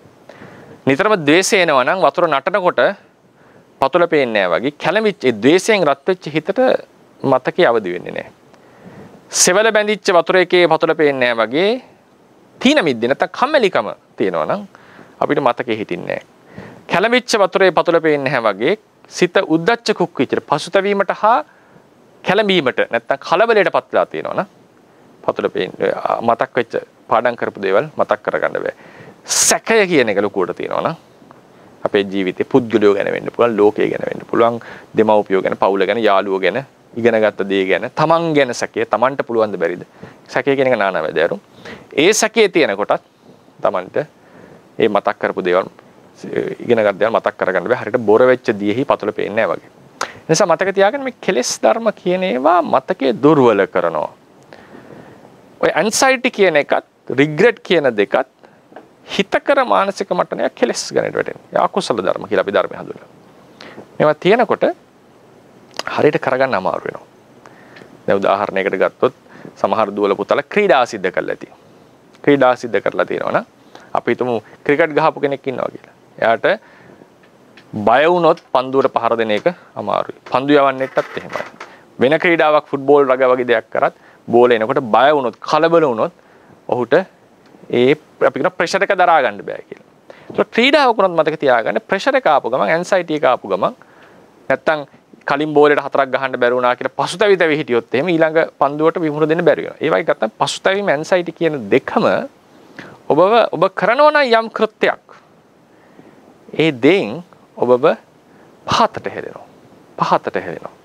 ක්‍රීඩාවක උනත් බලන්න අපි කියනවා එයාට පුළුවන් එයාගේ එක්ස්පෝෂර් එක එයාගේ කොම්පෝෂර් එක තියාගන්න. ඒ කියන්නේ එයා හරි වෙල් කොම්පෝස්ඩ්. එයා හොඳට අවධානයෙන් ඉන්නවා. එයා රිලැක්ස්ඩ්. එයා හරි සැහැල්ලු වෙච්ච කෙනා. ප්‍රෙෂර් එක ගත්තේ නැති කෙනාට තමයි හොඳට ක්‍රීඩාව කරන් යන්න පුළුවන්. එතකොට අපි සාමාන්‍යයෙන් කියන දෙයක් මහා තරංගයක් නම් අපිට ලෝක කුසලානයක් වෙන්න පුළුවන්. ලොකු විශාල තරංගයකදී සාමාන්‍යයෙන් ක්‍රීඩකයන්ට ලොකු ප්‍රෙෂර් එකක් එනවා. ඒ සාමාන්‍ය තරංගයක් ගහනවා වගේ නෙවෙයි. මොකද හේතුව අපේක්ෂා වැඩි, රටවල් වල බලාපොරොත්තු වැඩි, තමන්ගේ හිතෙත් බලාපොරොත්තු වැඩි, ඒක ජයග්‍රහණය කිරීමේ වටිනාකම් වැඩි. එතකොට මේ කරුණු කාරණා එකතු වෙන අමුතු ප්‍රෙෂර් එකක් කියලා එකක් සමාජයේ අපේ හිතේ තුල නිර්මාණය වෙනවා. හැබැයි ඒ අවස්ථාවේදීත් එතකොට සාමාන්‍ය තරංගයකට ක්‍රීඩා කරනවට වඩා අර වගේ තරංගයකදී ලකුණු ප්‍රමාණයක් ගැහුවොත් හොඳට ක්‍රීඩා කරොත් එයා විශේෂ පුද්ගලයෙක් සරගනවා. මොකද ඒ ප්‍රෙෂර් එක මැද්දේත් එයා කටයුතු කරා. මේ හොඳට බලන්න. ඒ වගේ අවස්ථාවලදී සාර්ථක වෙන්න තියෙන එක රිලැක්ස් වෙන එක. ඒ සැහැල්ලු වෙන එක. ඒ සැහැල්ලු වෙනකොට ඔහු සලකන්න ඕනේ කොහොමද? මේක තවත් තරංගයක් විතරයි. තවත් තරංගයක් විතරයි කියලා ඒක සෙල්ලම් කරන කෙනාට හොඳට ඒකෙන් කාර්යක්ෂම භාවය ගන්නට පුළුවන්. ඉතින් ඒ නිසා අපි මතක තියාගන්නට ඕනේ ඇන්සයිටි හෝ රිග්‍රෙට් එක කියන එක මතුවෙන්න ප්‍රධානම හේතුව තමයි අපි අනවශ්‍ය බරක් දීලා. මහා තරංගයක උනත් ඒ ආපු පීඩනය, ඒ ආපු ප්‍රෙෂර් එක බලාපොරොත්තු ආදී හිතෙන් රිලැක්ස් කරගන්න පුළුවන් නම්. මොකද ඒක තවත් තරගයක් විතරයි. ඒකෙන් ජීවිත අවසන් වෙනවා කියලා එකක් නැහැ. ජය පරාජය කියන දෙකම ලෝකෙ තියෙන දෙයක්. ඒ විදිහේ හිතලා ඒ මනසින් ක්‍රීඩා කරනකොට උට සැහැල්ලුවෙන් ක්‍රීඩා කරන්න පුළුවන්. හැබැයි එතකොට දින්නොත් එහෙම අර ලොකු සතුටක් එන්නේ නැහැ. පෙරදුනත් ලොකු දුකක් එන්නේ නැහැ. මේක වෙනස තියෙනවා. ඔහු ටිකක් සැහැල්ලුවෙන් ඔහුට පුළුවන් ඒක දරා ගන්න. ඒ නිසා ඒකේ හේතුව කියන්නට ඕනේ ඒකත් සාමාන්‍ය තරංගයක් වුණත් අර වෙන සාධක නිසා අපේ හිත තුළ අනවශ්‍ය පීඩනයක් ගොඩනගෙනවා. අනවශ්‍ය පීඩනයක් ගොඩනගනවා. එක සාධක මත. ඒ වගේ තමයි මතක තියාගන්න ඕනේ. මේ විභාගය කියන එක වුණත් ඇන්සයිටිය සහ රිග්‍රෙට් කියන දෙකම ඇති වෙන්නේ අපි මේකට දීලා තියෙන අනවශ්‍ය ලොකු වටිනාකම නිසා. එකකින් කියන්නේ විභාගේ වටින්නේ නැහැ කියන එක නේ, වටිනවා. ඒක ජීවිතේ ලොකු වෙනසක් සිද්ධ කරන්න සමර්ථයි. නමුත් ඒ පමණක් නෙවෙයි ඔබේ ජීවිතේ, මතක තියාගන්න. මේ විභාගයෙන් පස්සේ සාමාන්‍යයෙන් දෙමව්පියෝ පවා ඔබ ගැන තියෙන අපේක්ෂා ටික ටික අඩු වෙනවා දරුවෙක් වශයෙන්. ඊට පස්සේ විශ්වවිද්‍යාලයකට යනකොට උදව් කරයි. නමුත් ඊට පස්සේ දෙමව්පියන් උපේක්ෂක වෙන්න පටන් ගන්නවා. තමන් ගැන හොයන හැටි, තමන් ගැන හොයලා බලන දේවල් ටික ටික අඩු වෙනවා. එතකොට තමන් තනි පුද්ගලයෙක් බවට පත් වෙන අවස්ථාව. ඒ සියල්ල මේ විභාගෙන් තීරණය වෙනවා කියන එකක් නෑ. ඒක ඒ තනි පුද්ගලයා ජීවිතේට මුහුණ දෙනකොට කොහොමද සමාජ අධ්‍යක්ීම්, කොච්චර හැකියාවන් තමන් තුළ තියෙන දරා ගැනීමේ හැකියාව, තීරණ ගැනීමේ හැකියාව, මේ අදි පැතිකඩ ගානක් උඩ තමයි ඔබගේ ජීවිතේ සාර්ථක වෙන්නේ. ඒ නිසා මම කිව්ව විභාගයේ අසමත් වෙලා සාර්ථක වෙච්ච අයත්, විභාගයේ සමත් වෙලා අසාර්ථක වෙච්ච අයත්, සමත් වෙලා සාර්ථක වෙච්ච අයත්, අසමත් වෙලා අසාර්ථක වෙච්ච අයත් කියන හතර ගොල්ලම ලෝකේ ඉන්නවා. ඒක අපි තේරුම් ගන්නට ඕනේ මේක ජීවිතේ එකම දේනවත් අවසාන අවස්ථාවක් නෙමෙයි, මේක එක්තරා කඩයිමක් විතරයි. ඒ කඩයිම හුදු කඩයිමක් ලෙස අපි දැනගන්නකොට අපේ ඇන්සයිටිය කියන එක අඩු වෙනවා. අපේ පසුතැවීම කියන එක අඩු. මොකද මේක ඔබගේ ජීවිතයේ අවසානයේවත් ලෝක විනාශයවත් නෙමෙයි. ඒ නිසා එහෙම වෙනකොට වෙන්නේ මොකද්ද? ඔබ යම් ප්‍රමාණයක් පාඩම් කරගෙන තිබුණා නම් ඒ ප්‍රමාණය උපරිම වශයෙන් ඔබට යොදා ගන්නට පුළුවන්. මොකද දැන් දවස් දෙක ඇතුලේ ඔබට ලොකු වැඩි කිරීමක් කරගන්න බෑනේ පාඩම් කිරීම. ඔබ බය වුණා කියලාත් ඔබගේ දැනුම වැඩි වෙන්නේ නැහැ. ඒක හොඳට තේරුම් ගන්න. බය වුණා කියලා දැනුම වැඩි වෙන්නේ නැහැ. තියෙන දැනුමෙන් ලියන්න තියෙන හැකියාව අඩු වෙන එක විතරයි. පසුතැවුණා කියලා තියෙන දැනුම වැඩි වෙනව නෙවෙයි. තියෙන දැනුමත් යොදා ගැනීම අඩු වෙන එක විතරයි වෙන්නේ. ඒ නිසා මේක මේ ඇන්සයිටි හා රිග්‍රෙට් එක තියෙනවා කියන එක වින් වින් සිටුේෂන් එකක්. ඒ කියන්නේ ඒක තිබුණොත් එහෙම ඔබට පාඩුවක්මයි වෙන්නේ. ලාභයක් නෙවෙයි, ප්‍රයෝජනයක් නෙවෙයි. ඔබට යහපතක් නෙවෙයි වෙන්නේ. ඔබට ඒක මුහුණ දෙන්න තියෙන හැකියාව අඩු වෙනවා. ඒ සාර්ථක මුහුණ දෙන්න තියෙන හැකියාව අඩු වෙන එකයි වෙන්නේ. ඒ නිසා අපි ඉස්සෙල්ලාම තේරුම් ගන්න මේක හුදු විභාගයක්, ජීවිතේ එක්තරා අවස්ථාවක් කියන සිතුවිල්ල ඇති කර ගන්නකොට කලින් ඇති කර ගන්නව නැතර කවල් මේ අවස්ථාවලත් යම් ප්‍රමාණයක සිදුනොත් යම් සැහැල්ලු වීමක් ඔබට සිද්ධ වෙනවා. ඊට පස්සේ ඔබට පුළුවන් වෙනවා සාර්ථකව ඒකට යම් සාර්ථකත්වයකින් මුහුණ දෙන්නට. ඒක සඳහා අපි ඒක ඇති අඩු අහන්න කොහොමද මේක අඩු කරගන්නේ මං? කොහොමද මේක අඩු? පළවෙනි දේ තමයි මේ විදිහට චින්තනය දියුණු කිරීම. ඒක න දර්ශනය ඇති කර ගැනීම කියලා. මිනිහගේ ජීවිතයක තියෙන වැදගත්ම දෙයක් මතක තියාගන්න.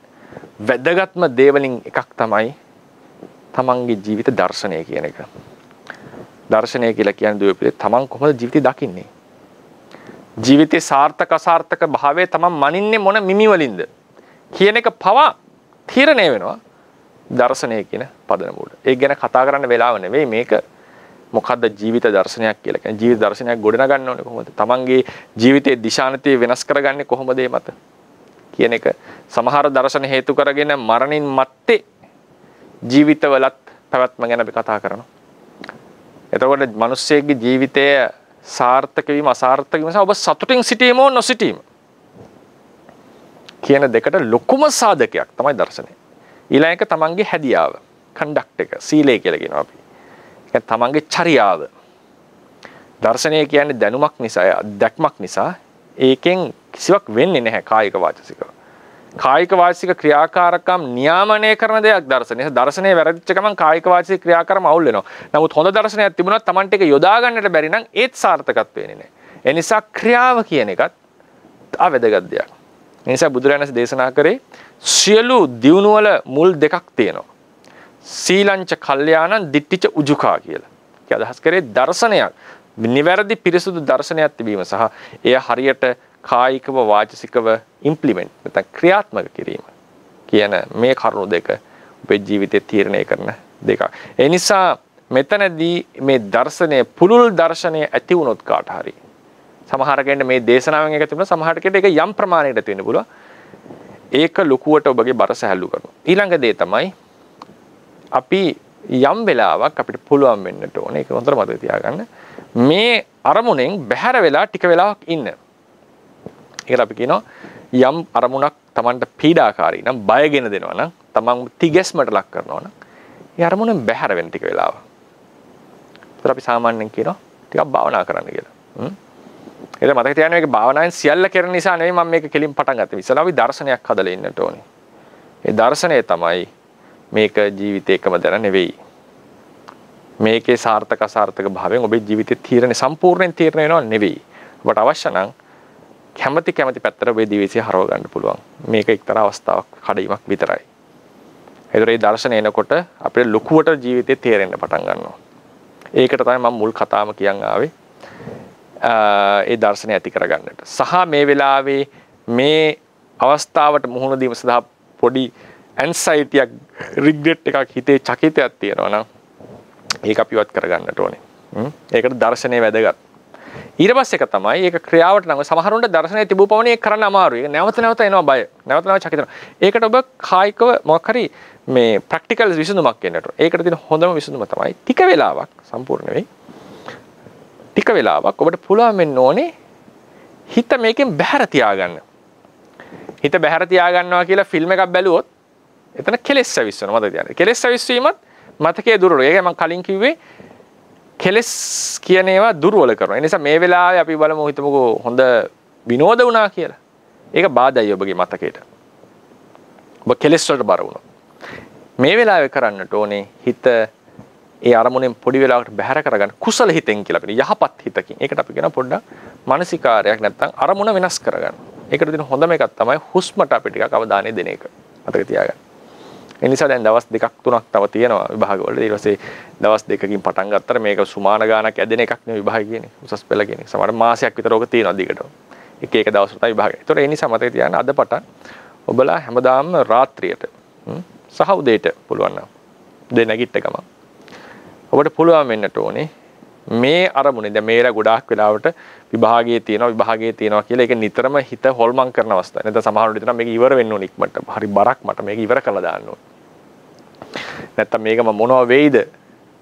ඉක්මනටම මේ බරෙන් නිදහස් වෙන්නට ඕන ආදී ලෙසට 아무තු චකිතයවල අපේ හිතවල තියෙනවා. නමුත් මේකක්වත් ධනාත්මක දේවල් නෙවෙයි මතක තියාගන්න. ඔබ කොච්චර කලබල වුණත් ඒ දවස ගෙවෙන්නේ ඒ ක්‍රමයට. ඔබට හිතුණත් මේක ඉක්මනට ඉවර වෙන්න මට මේ බරෙන් නිදහස් වෙන්න ඕන කියලා හිතුණත් තප්පර කට්ට වේගෙන් යන්නේ නැහනේ. ඒක යන්නේ ඒකට අදාළ වේගෙන්. ඊට පස්සේ ඔබ බය වුණා කියලා දැනුම ඇති වෙනවනේ. පසුදැවුණා කියලා දැනුම ඇති වුණා නෙවෙයි. ඒ නිසා මේ එකදු සිතවිල්ලක්වත් ඔබ ජීවිතය යථාර්ථයට මුහුණ දෙන සිතවිලි නෙවෙයි. එහෙමනම් අපිට පුළුවන් වෙන්න ඕනේ මේ ගත වෙන කාලයත් ඒ සාමාන්‍ය සුපුරුදු පරිද්දෙන්ම හොඳ සැහැල්ලු මනසකින් ගත කරගෙන හොඳට මේකට මුහුණ දෙන්න. සැහැල්ලුවෙන් මුහුණ දෙන්න. ඒකට අපි හොඳම උපකාරයක් තමයි හුස්මට අවධානය දෙනවා කියන එක. ඒක කරන්න මොකද මම ක්‍රමයේ කියලා දෙන්න. දැනුත් පොඩ්ඩක් අපිට කරත හැකි. ඒ කියන්නේ අපි මේ වෙලාවේදී කරන්නේ අර විභාගයේ නිතර සිහි වෙනවා නම් ඒ චකිතේ තියෙනවා නම් පසුතැවීම නැත්තම් කරගන්න බැරි වුණා කියන පසුතැවීම මේ දෙකෙන් පොඩ්ඩක් හිත බැහැර කරගන්න. ඒක බැහැර කළා ඊටාම නියුට්‍රල් ස්වභාවික අරමුණක ඔබ හිත තියන්න. ඒ හිත තියන් යනකොට ඔබට සැනසෙල්ලක් එන්න පටන් ගනී. ඒ කරනකොට මේක හැමදාම දැන් කරන්නට ඕනේ. විභාගය ඉවර වුණාත් පස්සෙත් කරන්න කියලා මම යෝජනා කරන්නේ. මේ මොකද ඒ සැනසෙල්ල දිගටම පවත්වා ගන්න ඕනේ. මිනිස්සෙක් වශයෙන්. ඉතින් ඒ වෙලාවේදී ඔබ හුස්ම රැල්ලට අවධානය දීගෙන ඉන්නකොට ඔබේ මුළු අවධානයම දෙන්න හුස්මට. අනිවාර්යෙන් හිත පිට යයි මේ අවස්ථාවේ. ඒක ගැන වාදයක් නැහැ. විභාගය නැවත මතක් වෙයි. මතක් වුණත් නැවත හුස්මට හිත අරගෙන එන්න. ඒතර ඇති වෙන ශක්තිය එතන ඇතිවෙන කුසල හිතක්. ඒ කුසල හිත ලොකු සමාධිමත් හිතක් බවට පත් වෙනවා. මොකද අවධානය දෙන හුස්මට නිසා. ඒ සමාධිමත් භාවය ඔබ ඉගෙනගත්ත දේවල් ඔබට නොඉගෙනත් දේවල් උගන්වන්නේ නැහැ සමාධිය. ඒක මතක තියාගන්න. ඔබ දන්නේ නැති දෙයක් මතු කරලා දෙන්නේ නැහැ සමාධිය. මෙතනදී වෙන්නේ මේ සමාධිය නිසා ඔබ ඉගෙනගත්ත දේවල් හොඳට මනසේ තැම්පත් වෙලා පහසුවෙන් ඒක මතු කර ගන්නට පුළුවන් වෙනවා. මොකද මනස සෑහළු වෙනවා මේ වෙලාවේ. මනස ඒකේ මනෝවිද්‍යාත්මක පැත්ත මම කියන්නම්. ඔබට පුළුවන් වුණානේ ඒ ඇන්සයිටි එක ගේන පසුතැවෙන අරමුණෙන් හිත බැහැර කරගන්න. ඒ විනාඩි ගන්න. ඒකෙන් කියවෙන ඔබේ හිතට පුළුවන් වුණා ඒකෙන් තොරව ඉන්න. ඒ කියන්නේ ඔබේ හිත ශක්තිමත්. ඒකට මේක ගනුදෙනු කරන්න බෑ. නැත්නම් අපිට නැවත ඒකට අරමුණ හිත යනවා කියලා කියන අපි ටිකක් ඒක ගොඩක් දැඩිව අරගෙන තියෙනවා. ඒකෙන් බැහැරව විනාඩි ගානක් ඉන්න පුළුවන් කියලා කියන්නේ ඔබට හිතට පුළුවන් මේ වෙලාවේ සැහැල්ලු වෙන්න. එතකොට ඒ ශක්තිමත් භාවය උඩ ඔබගේ හිතේ ඇති වෙන ශක්තිය නිසා ඔබට පුළුවන් වෙනවා පාඩම් කරපු දේ හොඳින් මතක් කරගන්න. අපිට කරන්න තියෙන්නේ මෙච්චරයි. හොඳට කොන්ද කෙලින් තියාගෙන ඒක ඇඳේ ඇලවිලා වුණත් කරන්න පුළුවන්. මම යෝජනා කරන්නේ හොඳට කොන්ද කෙලින් තියාගෙන පරියන්කයක ඇඳ උඩ කකුල් දෙක නවාගෙන හැබැයි කොන්ද කෙලින් තියන්න උත්සාහත් වෙන්න පුළුවන් තරම්. දැන් පුටුවක ඉඳගෙන හරි ඔබ හොඳට දෙනෙත් දෙක පියාගෙන ඔබගේ ශරීරයේ හුස්ම වැටෙන හැටි බලන්න. හුස්ම වැටෙනකොට කීපයක් සිද්ධ වෙනවා. හුස්ම රැල්ලක් මෙතනින් යනවා සමහරුන්ට තේරෙන්නේ නාසයේ වැදිලා නැත්නම් තොලේ වැදිලා. සමහරුන්ට පපුව ප්‍රදේශයේ පිම්බෙනවා තේරෙයි. නැත්නම් බඩ ප්‍රදේශයේ පිම්බෙනවා තේරෙයි. හුස්මට කියන්නේ පෙනහළු වලට. නමුත් මේ හුස්ම ගන්නකොට මුළු ක්‍රියාවලියක් සිද්ධ වෙනවා ශරීරයේ. මේ කවර හෝ ක්‍රියාවලියේ කවර අංගයකට අවධානය දුන්නත් ඔබ සිහි කරන්නේ හුස්මක් ගන්නවා හුස්මක් හෙලනවා කියන එක. ඒ නිසා හුස්ම යනවා තේරුණත් මෙතන සීතල ගතියක් උෂ්ණ ගතියක් තේරුණත් ඊට පස්සේ පපුව බෙල්ල හෙලවෙනවා තේරුණත් බඩ පිම්බෙනවා තේරුණත් මේ මොනම ක්‍රමයකින් නැත්තම් හුස්ම ගන්නවා කියන අදහස විතරක් ආවත් කමක් නැහැ. මේ මොනම ක්‍රමයකින් හරි හුස්මක් ගන්නවා හුස්මක් හෙලනවා කියන අදහස ඔබට තියෙන්නට ඕන. ඒකටයි මේ අවධානය දෙන්නේ. ඒකට තමන් ඉඳගෙන ඉන්නකොට හුස්ම ගන්නකොට එකයි කියලා අපි හිතෙන් ගමන් කරනවා. එකයි. හුස්මක් කියලා නෙවෙයි ගණන් කරන්නේ. හුස්ම ගන්නවා කියලා හිතන්නේ එකයි කියලා ගන්න. හුස්ම ගන්නකොට එකයි. උඩර ගන්නකොට. පහත හෙලනකොට දෙකයි. නැවත හුස්ම ගන්නකොට තුනයි. නැවත හෙලනකොට හතරයි. මෙහෙම යනකොට සමහර හුස්මල් මගේ හැරෙනවා. දෙක පාර විභාගෙ මතක් වෙනවා. නැත්තම් කරපු නැද්ද මතක් වෙනවා. කරන්න තියෙන දේ මතක් වෙනවා. ඒ වෙලාවේ මොනවවත් කරන්න යන්න එපා මේ වගේ අවස්ථාවලදී. ඔබ වැඩි වෙලාවක් ගන්න විනාඩි කිහිපයක් මේක කරන්නේ. එතකොට සමහර හුස්මල් අමතක වෙනවා ගණන් කරන්න. දැන් 1යි 2යි 3යි 4 ගණන් කරන්න බැරි වුණා. හැබැයි ඔබට ආපහු ගන්න හුස්ම මතක් වෙනවා. එතකොට ඒක 4යි කියලා කියනවා. අමතක වෙච්ච අපි ගණන් ගන්නෑ. යම් හුස්මක් වැටහෙද ඒක ගණන් කරනවා. පිළිවෙලක් අවශ්‍ය නැහැ. යම් හුස්මක් වැටහෙද ඒක ගණන් කරන්න. හුස්ම හෙලන එක ඉරට්ටේ පහළ හෙලන එක ඔත්තේ එහෙම එකක් නැහැ. යමක්ද වැටහෙන එක ගණන් කරන්න.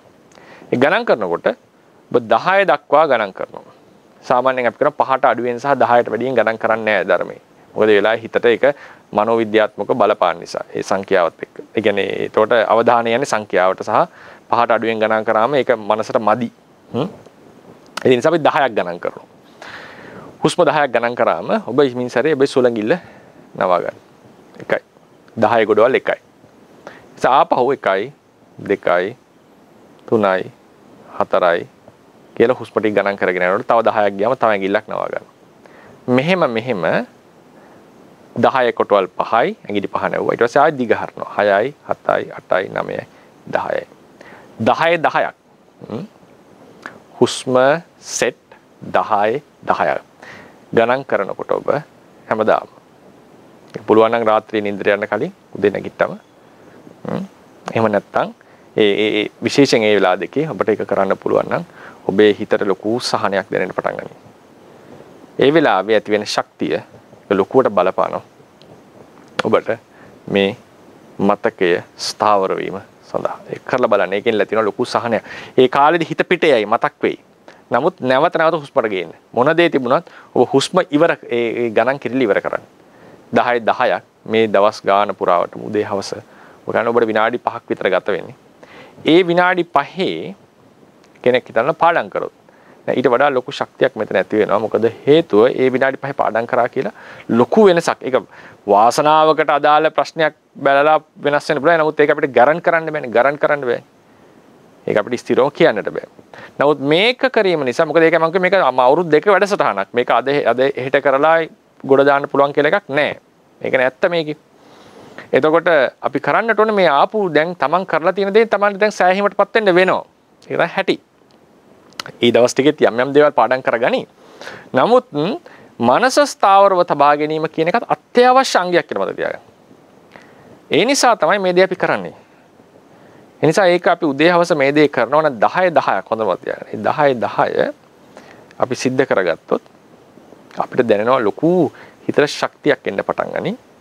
ඒ ශක්තිය ඔබ දිනපතා කරන නිසා ලොකු වෙනසක් ඔබේ ජීවිතේට සිද්ධ කරයි. ඊට පස්සේ පුතාලා දුවලට දැන් පාඩම් කරගෙන යනකොට සමහරවල් ටිකක් ස්ට්‍රෙස් එක වගේ එන්න පුළුවන්. අයියෝ දැන් හරි අමාරුයි මට තේරෙන්නේ නැහැ. වගේ මොකක් හරි පීඩාවක් නම් මේ විභාගෙත් ළඟ හින්දා ඒක වැඩි. වෙන වෙලාවක නම් පාඩම් ප්‍රශ්නේ මැදුන පොඩ්ඩක් පීඩාවක් ආවත් ඒක තියලා අපි වෙන වෙලකට යනවා. ගිහිලක් පස්සේ ඒක යාළුවෙක්ගෙන් අහගන්නවා ගුරුවරයෙක් අහගන්නවා. මේ වෙලාවේ හිර වුණාම සමහරලාට කර කියා ගන්න නැති අවස්ථා එන්න පුළුවන්. ඒ වෙලාවට ඔබ දවල් වරුවක ඉගෙන ගන්නකොට තේරුණොත් මනස විස්කිප්ත වෙලා දැන් තියෙන්නේ කියලා, වික්ෂිප්ත වෙලා දැන් තියෙන්නේ කියලා. ඔබ 10ක් කරන්න ඕනේ නැහැ. ඔබ කරන්න ඕනේ 7ක්. ඒක මතක තියාගන්න. ඒ වෙලාව ඒක අපි සාමාන්‍යයෙන් මනෝවිද්‍යාත්මකව කියනවා හුස්ම රැලි 7ක් මෙනෙහි කිරීම කියන්නේ එක භාවනා සෙෂන් එකක් කියලා.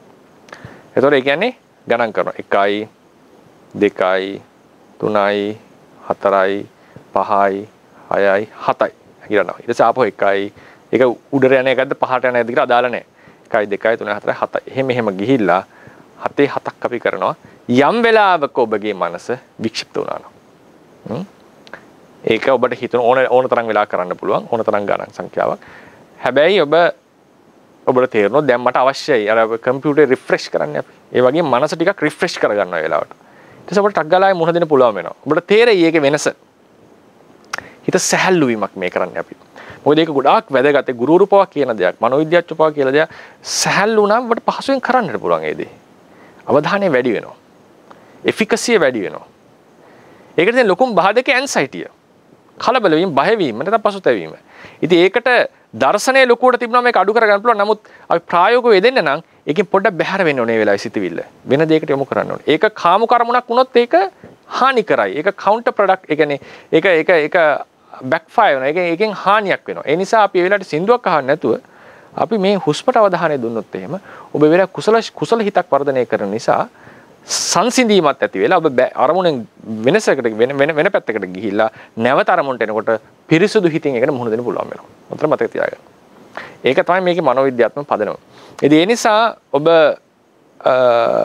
මේකෙදි මම කිව්වාගේ හැමදාම උදේට හවසට ගණන් කරලා බලන්න විනාඩි කිහිපයක් යන්නේ. ඒ විනාඩි 10 කරන්න. විනාඩි 10 නෙවෙයි 10 කරන්න. ඊට පස්සේ අනිත් වෙලාවට 7ක් කරන්න.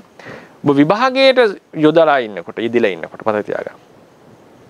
විභාගයට ඔබ යෙදිලා ඉන්නකොට බැරි වෙලා හරි ඔබට ගානක් එහෙම නැත්නම් ගැටලුවක් එහෙම හිර වෙලා ඔබ දැන් ගොඩක් වෙලාට අපි කරන්නේ ඒක නැත්නම් ඊළඟට යනවනේ.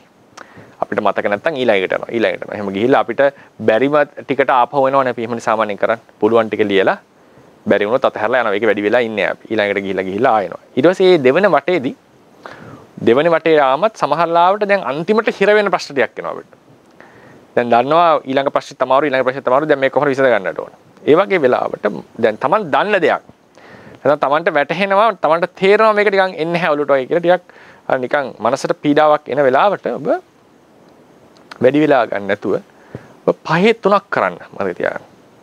හුස්ම රැලි 5ක් 3 පාරක් ගණන් කරන්න. ඒ කියන්නේ 1යි 2යි 3යි 4යි 5යි 1යි 2යි 3යි 4යි 5යි 1යි 2යි 3යි 4යි 5යි.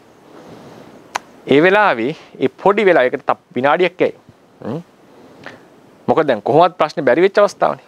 අනිත් වෙලාවට මම කියන්නේ ඒක මුලින් කරන් යනකොට ප්‍රශ්න ටික උත්තර මොකද භාවනා කරා කියලා විභාගෙ ලියෙන්නේ නැහැ. ඔබ ලියාගෙන ගිහිලා හිරම වෙච්ච අවස්ථාවක. ඔබට දැන් උත්තරයක් මතක් පාඩම් කරපු දෙයක්. නැත්තම් පාඩම් කරන්න නැති දෙයක් වෙන ණය ක්‍රමයක් හරි වෙන ක්‍රමවේදයක් හරි අපිට ගණන් වලදී සමහරලාට ෆිසික්ස් වලදී එහෙම භෞතික විද්‍යාවේ සමහරලාට අපිට සමහර දේවල් ඒ වෙලාව වැටෙන අවස්ථා තියෙනවා. සමහර ප්‍රශ්නවලදී මොකද ප්‍රශ්නේ කියන එක අලුත්ම දෙයක්නේ. අහපු ප්‍රශ්නේ නෑ නේ කවදාවත්. ඒතකොට ඒ වගේ අවස්ථාවකදී අපිට සමහරලාට ඒ වෙලාවේ වැටෙන අවස්ථා එනවා. එතකොට මේ මනස නිර්වුල් නම් ඔබට වැටෙන්න පටන් ගන්නවා පැතිකඩ වලින්. ඒ නිර්වුල් මනසේ ලක්ෂණය. ඒක තමයි බුදුරජාණන් වහන්සේ කිව්ව එක භික්ෂුන් වහන්සේලා වැදගත් සමාහිතෝ භික්කවේ යථා භූතම් පජානාති. සත සමාධිමත් වුණාම ගැඹුරින් තේරෙන්න පටන් ගන්නවා. වැටෙන්න පටන් ගන්නවා. ඉතින් ඒ නිසා ඒ වෙලාවටත් පොඩ්ඩක් හිත එකඟ කරගන්න කලබල වෙන්න යන්න. එපා. එතකොට ඔබගේ කලබල ගතිය තිබෙන එක පොඩ්ඩක් සංසිඳෙන්න පටන් ගනි. ඒ වෙලාවේ සංසිඳීම දැනෙන්න නම් ඔබ දිනපතා මේක කරලා තියෙන්නට ඕනේ. 10ක්. ඒ වගේම විටින් විට 7වත්. මේ කරා කියලා ඔබට පාඩුවක් නෙවෙයි වෙන්නේ. ඔබගේ මානසික ශක්තිය එන්න වර්ධනය වෙනවා. ඇන්සයිටි අඩු වෙනවා. පසුතැවීම අඩු වෙලා ඔබට නිරෝගීවත් මනසින් මේකට මුහුණ දෙන්නට පුළුවන්. ඒ නිසා මම දේශනාව අවසන් කරනවා. මේකෙදි අපි ඔය ඉන්න දුවල පුතාලා ඉන්න තැන්වලම අපි 7ක් හුස්ම රැලි 7ක් කියන එක අපි එකපාරක් මේක කරලා ඊට පස්සේ අපි දේශනාව අවසන් කරමු. කාට හරි මොනවා හරි විමසන්න දෙයක් තියෙනවා නම් විමසන්න පුළුවන්. අපි ඒක අපි ප්‍රායෝගිකව සිද්ධ කරලා බලමු. එහෙනම් හැමදෙනාම S2 පියාගෙන කොන්ද කෙලින් තියාගෙන ඉන්න ආව තැන් වලින් හොඳට හුස්ම වැටෙනකොට ගන්නකොට හෝ හෙරනකොට 1 2 ආදී ලෙස ගණන් කළා 7ක් ගණන් කරාම ඇඟිල්ලක් නවා ගන්න. තව 7ක් ගණන් කරාම ඇඟිල්ලක් නවන. මේ වගේ 7 7ක් සිද්ධ කරලා අපි දේශනාව අවසන් කරමු. එහෙනම් හැමදෙනාම හොඳ හුස්මක් අරගෙන ගණන් කරන්න පටන් ගන්න.